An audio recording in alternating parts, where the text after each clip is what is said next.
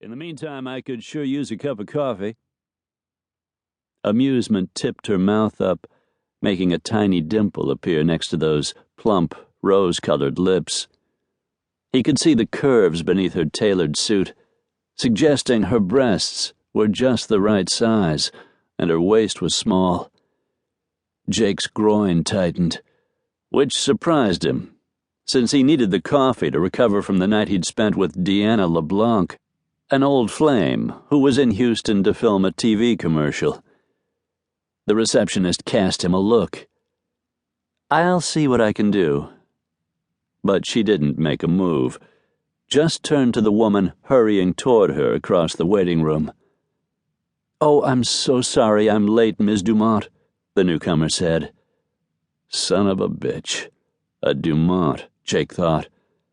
Asking her to fetch him a cup of coffee was probably not the best idea he'd ever had. "Is Paolo all right?" the Dumont woman asked. "My son wasn't driving, thank God."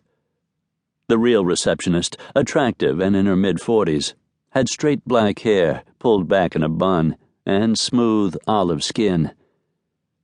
"Paolo has a concussion and a couple of fractured ribs, but it looks like he's going to be okay. Thank you for covering while I was gone." "Your boy was in a car accident, Marie. It wasn't a problem. I'm just glad he's going to be all right."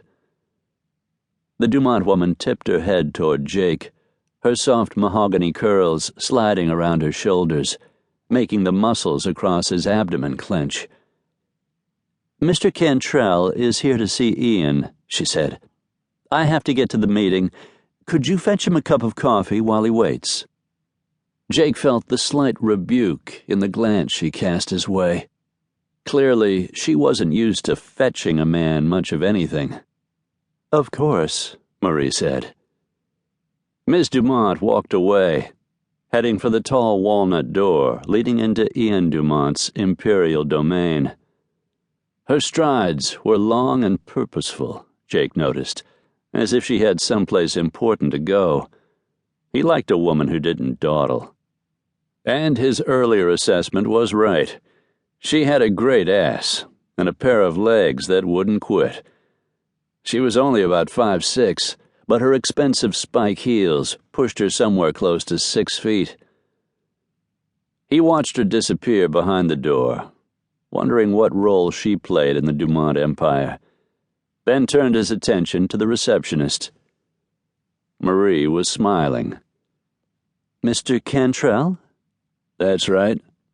"Mr. Dumont mentioned yesterday that you would be coming in this morning. I believe he wants to see you as soon as you arrive." She indicated the office door. "I'll bring coffee for everyone into the meeting." "Thank you, Marie." The woman blushed as Jake turned and walked away. It was his size, mostly, he figured, that made women take a second look. He was used to it by now. He swung open the walnut door and stepped inside, finding only 2 people in the room. The woman he had subtly insulted, and a silver-haired gentleman in his late 70s, slightly stooped but still impressive, undoubtedly Ian Dumont.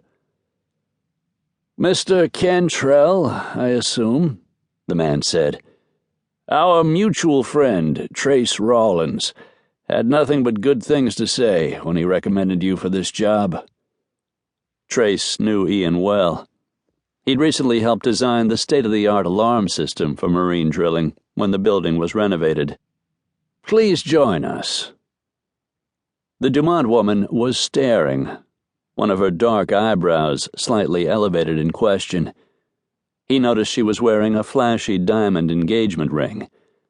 Since he felt a jolt of heat whenever he looked at her, it was probably good she was out of his reach.